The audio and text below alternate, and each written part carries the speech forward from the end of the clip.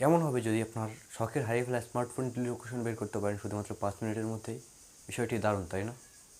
তো আজকের এই ভিডিওতে এটাই দেখাতে চলেছি কীভাবে আপনি আপনার স্মার্টফোনটা হারিয়ে গেলে কীভাবে সেটার এক্স্যাক্ট লোকেশন বের করতে পারেন সেটাই দেখাবো।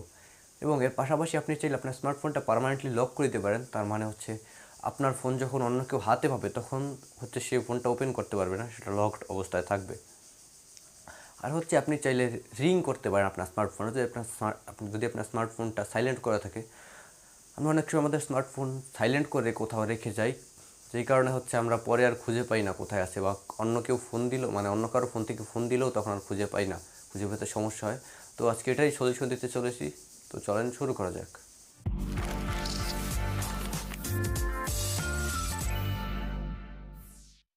তো আজকে এটা সম্পর্কে কথা বলবো, সেটা হচ্ছে গুগলের একটা সার্ভিস ফাইন্ড মাই অ্যাকাউন্ট। সেটার জন্য আপনাকে যেটা করতে হবে, যে কোনো একটা ব্রাউজার ওপেন করতে হবে। আমি যে কোনো একটা ব্রাউজার ওপেন করে নিচ্ছি এবং ব্রাউজারে গিয়ে সার্চ করব find my account, find my device. এটা সার্চ করার পরে সিম্পলি প্রথম একটা লিঙ্ক আসবে, ফাইন্ড মাই ডিভাইস, গুগলের একটা লিঙ্ক। আপনারা সিম্পলি সেটা ওপেন করবেন।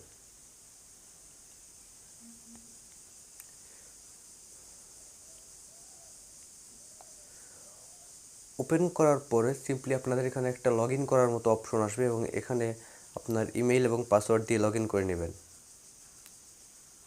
আমার ইমেল এরকম একটা ইন্টারফেস আপনাদের সামনে চলে আসবে এবং আপনার যে স্মার্টফোনটা রয়েছে সেটার নাম আপনি এখানে দেখতে পাবেন। যদি আপনার স্মার্টফোনে লগ ইন করা থাকে, যে ফোনটা হারিয়েছে আর কি, সেই ফোনটা অবশ্যই জিমেইল অ্যাকাউন্ট লগ ইন করা থাকতে হবে।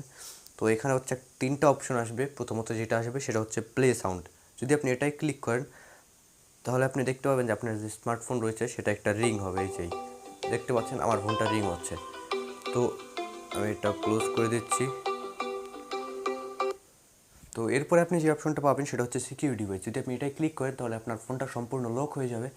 এরপরে হচ্ছে যখন আপনার স্মার্টফোনটা যদি কেউ পায় হাতে, তাহলে সে ওপেন করতে পারবেন, সেটা লকড অবস্থায় থাকবে। এবং এটা করার জন্য অবশ্যই আপনার যে জিমেলটা রয়েছে সেই জিমেলটা আবার লগ ইন করতে হবে। তো এরপরে যে অপশনটা রয়েছে সেটা হচ্ছে ইরেজ ডিভাইস।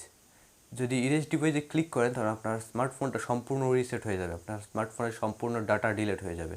তো আজ এ পর্যন্তই, দেখা হচ্ছে পরবর্তী ভিডিওতে। ততদিন পর্যন্ত ভালো থাকবেন, সুস্থ থাকবেন। আসসালামু আলাইকুম।